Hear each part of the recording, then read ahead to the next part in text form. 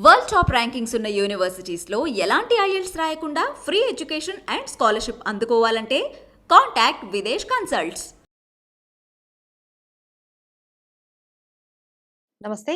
ఐడ్రీమ్ ప్రేక్షకులకి తెలుగు నూతన సంవత్సరాది శుభాకాంక్షలు. ఈరోజు మనతో పాటు ఉన్నారు దైవజ్ఞరత్న బ్రహ్మశ్రీ డాక్టర్ భార్గవ శర్మ గురుస్వామి గారు. ఈరోజు వారితో మాట్లాడి చక్కగా చాలా వివరాలు తెలుసుకునే ప్రయత్నం అయితే చేద్దాం. నమస్తే గురువుగారు.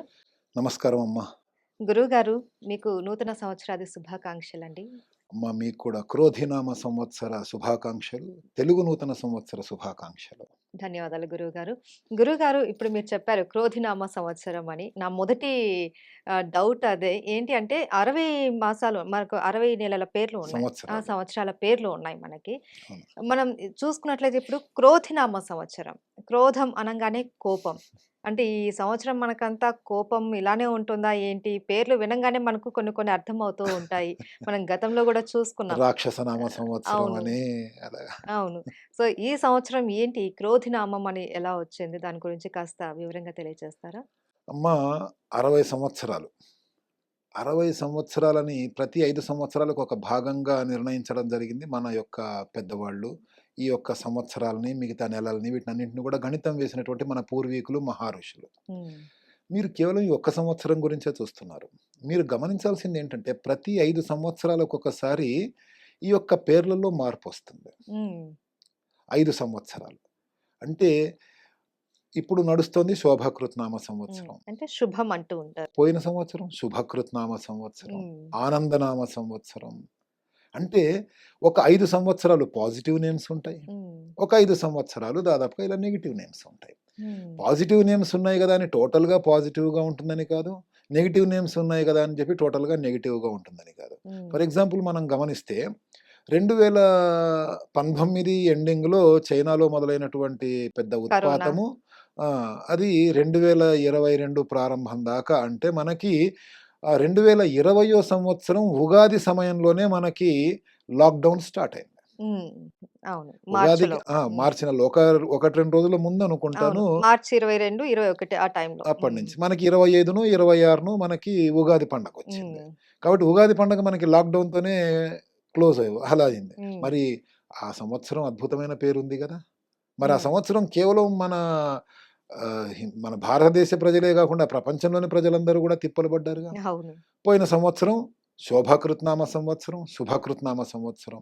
మన భారతీయులు ఎంతమంది యుక్రెయిన్‌లో చదువుతున్నటువంటి వాళ్ళు భయంతో పారిపోయొచ్చి, హ్మ్. పారిపోయి వచ్చే లోపల అక్కడి నుంచి మన ప్రభుత్వం వాళ్ళని రక్షించి తీసుకొచ్చే లోపల, అక్కడ ఆ యుద్ధ వాతావరణాన్ని చూసి ఇప్పటికీ ఇంకా ఆ పానిక్ లెవెల్స్ నుంచి బయటకొచ్చిన వాళ్ళు లేరు. లేరు. అవును.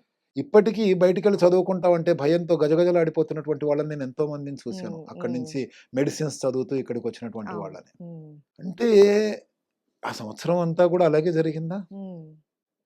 లేదు కదా! కాబట్టి సంవత్సరాల పేర్లు ఆ 5 ఏళ్లలో ఎప్పుడైనా సరే ఆ విధమైనటువంటి మార్పులు రావచ్చు. హ్మ్.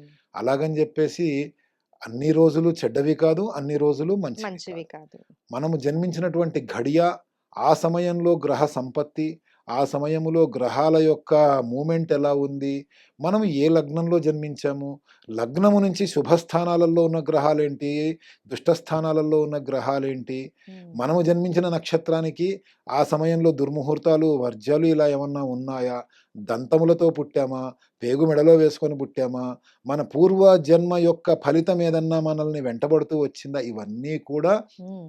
ఆధారంగా తీసుకొనే మనము ప్రతి వ్యక్తికి సంబంధించినటువంటి మంచి చెడు విశ్లేషించాలి తప్పితే సంవత్సరం పేరు ఇలా వచ్చేసింది కదా హ్మ్. అనేటువంటి దాంతోనే అంతా ఇలాగే ఉంటుంది కదా అనేటువంటి ఒక భావన అనేటువంటిది నెగిటివ్ థాట్స్ని ప్రజలకి అందజేసే అవకాశం ఉంటుంది. కాబట్టి హ్మ్. ఎవరూ కూడా అలా ఆలోచించకండి. మనము చేసుకున్నటువంటి పాప పుణ్యాల ఫలితం మాత్రమే మన వెంట ఉంటుంది. హ్మ్. అయితే ఇది మనుషుల వరకు సరే గురుగారు మీరు చెప్పినట్లు. మరి దేశానికొచ్చేసరికి ఎలా ఉంటుంది?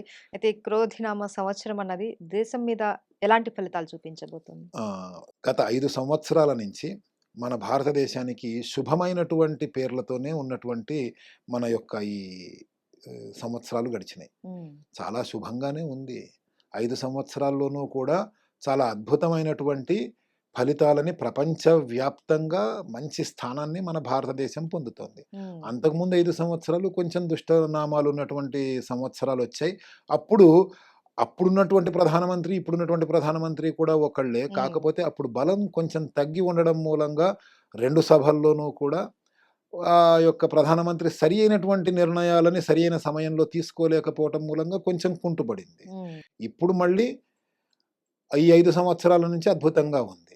ఈ సంవత్సరము పొరుగు దేశాలతోని యుద్ధ వాతావరణము, యుద్ధాలు ఎక్కువయ్యేటువంటి అవకాశాలు ఉంటాయి. కాబట్టి క్రోధం అంతే. దేశానికి సంబంధించి. అంతే. అలాగే గురువుగారు ముహూర్తాల విషయానికొస్తే మనకు గత సంవత్సరంతో పోల్చుకుంటే ఈ సంవత్సరం ముహూర్తాలు చాలా తక్కువగా ఉన్నాయనేసి విన్నాము. అవును. ఎందువల్లంటారు? మూఢము అంటే శుక్రుడు గాని, బృహస్పతి గాని వాళ్ళు మూఢ స్థానాలలోకి ప్రవేశించినటువంటి సమయంలో గురుమూఢమి, శుక్రమూఢమి అనేటువంటి మాటల్ని మనం అంటూ ఉంటాం. ఈ గురుమూఢమి, శుక్రమూఢమి ఈ గురువు యొక్క బలము, శుక్రుని యొక్క బలము సరిగ్గా లేనటువంటి సమయాలలో వివాహ, గృహ ప్రవేశాలు, ఉపనయనాలు ఇవన్నీ చేయటం అనేటువంటిది మంచిది కాదు. ఈ యొక్క గ్రహాలు గురుడు, శుక్రుడు కూడా ఒక్కొక్క సమయంలో మూఢ స్థానాలలోకి వెళ్ళి మౌఢ్య దినాలనేవి ఏర్పడుతూ ఉంటాయి. దురదృష్టవశాత్తు ప్రతి సంవత్సరము ఉంటాయి ఇవి.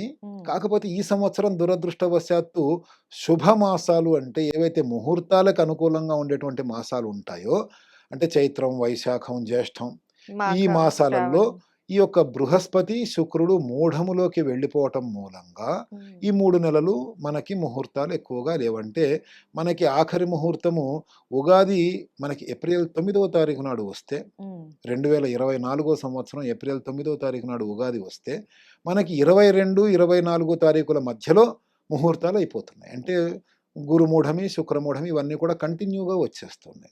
అవి అయిపోయేటప్పటికి జ్యేష్ఠ మాసం వెళ్ళిపోతుంది. జ్యేష్ఠం తర్వాత వచ్చేది ఆషాఢ మాసం. ఆషాఢ మాసంలో అసలు ముహూర్తాలు ఉండవు. ఎప్పుడూ కూడా ఆషాఢ మాసం శూన్యమాసం. ఆషాఢం అయిపోయిన వెంటనే వచ్చేది శ్రావణ మాసం. మనకు అమావాస్య ఘడియల నుంచి 1-2 రోజుల ముందు, ఆ తర్వాత అష్టములు, కొన్ని సోమవారాలు, మళ్ళీనేమో ఈ విధంగా కొన్ని ముహూర్తాలు మనకి పనికిరావు. కాబట్టి మళ్ళా అమావాస్య అయిపోయిన వెంటనే అమావాస్య ముందు అవి తీసేస్తే శ్రావణ మాసంలో కూడా ఒక 15-20 రోజుల పాటు అనుకూలమైన ముహూర్తాలు ఉంటాయి. కాకపోతే ఏంటంటే పెద్దవాళ్ళు చెప్పడం మూలంగా శ్రావణ మాసం అనేటువంటిది ప్రథమ వివాహానికి పనికిరాదు అనేటువంటి మాట కొన్ని గ్రంథాల్లో రాశారు. కానీ ఇప్పుడు చేసుకుంటూనే ఉన్నారు, చేసుకున్న వాళ్ళు కూడా బాగానే ఉన్నారు. కాబట్టి ఇబ్బంది ఏమీ లేదు. శ్రావణం తర్వాత వచ్చేది భాద్రపద మాసం, వినాయక చవితి. అది కూడా శూన్యమాసమే. మనకి వినాయక చవితి చేసుకుంటాము, వారం రోజులు తిరగకుండానే అనంత చతుర్దశి వస్తుంది. ఆ తెల్లవారి నుంచి మనకి పితృపక్షాలు మొదలవుతాయి. కాబట్టి ఓవరాల్గా మనకి ఏప్రిల్ 22, 23 తారీఖుల తర్వాత ఈ మూఢాలు రావటం మూలంగా బృహస్పతికి, శుక్రుడికి మూఢాలు, కర్తరి అంటే కత్తెర అనేటువంటి మాటని వ్యావహారికంగా వాడుతూ ఉంటారు. చిన్న కర్తరి, డొల్లు కర్తరి అని. దానికి కూడా విశేషాలు వేరే ఉన్నాయి. అయితే శ్రావణ మాసములో కొన్ని ముహూర్తాలు, ఆ తర్వాత మళ్ళీ ఆశ్వజ మాసం అంటే దసరా ముహూర్తాలు, దసరా రోజులు మొదలైన దగ్గర నుంచి మనకి అక్టోబర్ నెల 5వ తారీఖు నుంచో 2వ తారీఖు నుంచో ఎప్పటి నుంచో దసరా మొదలవుతుంది. ఆ దసరా నవరాత్రుల నుంచి మళ్ళీ మనకి పుష్యమాసం వచ్చేంత దాకా ముహూర్తాలు కంటిన్యూగా ఉన్నాయి. అప్పుడు ఆ 3 నెలలు. ఇప్పుడు మాత్రమే ఏప్రిల్ తర్వాత మళ్ళీ దసరా వరకు మధ్యలో కేవలం ఒక 15-20 రోజులు మాత్రమే శుభ ముహూర్తాలు ఉన్నాయి.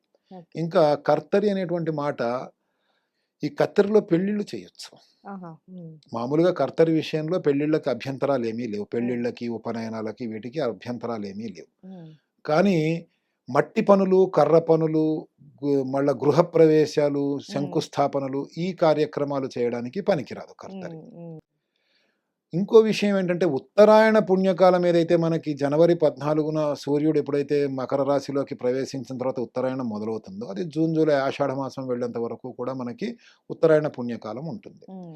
దేవాలయ ప్రతిష్టలు, దేవాలయ శంకుస్థాపనలు, ఉపనయనాలు ఇలాంటివన్నీ కూడా ప్రధానమైనటువంటి ముహూర్తాలన్నీ కూడా ఉత్తరాయణ పుణ్యకాలంలోనే ఉంటాయి. కానీ దురదృష్టవశాత్తు ఉగాది నుంచి మనకి 22 అంటే మ్యాక్సిమం ఒక 13-14 రోజులలోనే ముహూర్తాలు పూర్తయి మూఢం అనేది ఏర్పడుతుంది. ఇంకా మనకి ముహూర్తాలు తక్కువగా కనిపించడానికి కారణం ఏంటంటే మన తెలంగాణ ప్రాంతంలో ముఖ్యంగా ఖమ్మము, వరంగల్, ఇటు నల్లగొండ ఇటువైపు వచ్చేటప్పటికి రాముల వారి కళ్యాణం అయ్యేంత దాకా పెళ్ళిళ్ళు చేయటానికి ఇష్టపడరు ఉగాది అవును. నుంచి. హ్మ్.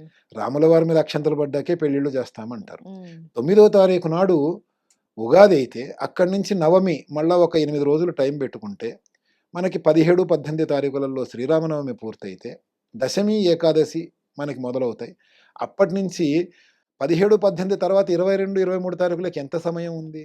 4, 5 రోజులే. హ్మ్. కాబట్టి చాలా తక్కువగా కనిపించడానికి కారణం ముహూర్తాలు ఈసారి ఈ యొక్క భావన కూడా ఒకటే అన్నమాట. హ్మ్. కాబట్టి ఈసారి ముహూర్తాలు తక్కువగా ఉన్నాయనేటువంటి మాట కరెక్టే. అలాగని చెప్పేసి పెట్టుడు ముహూర్తాల జోలికి వెళ్ళి ఎవరు ఏది నిర్ణయించినా దాని వైపు వెళ్ళి జీవితాలని పాడు చేసుకోకుండా ఉన్న ముహూర్తాలని సరిగ్గా ఉపయోగించుకొని అందరూ కూడా మంచి ఫలితాలని పొందాలని చెప్పి అందరినీ కూడా నేను కోరుకుంటున్నాను. ఈ నూతన సంవత్సరం సందర్భంగా మాకు చాలా విషయాలు తెలియజేశారు. ధన్యవాదాలండి. నమస్కారం అమ్మా. జై మా భారతి.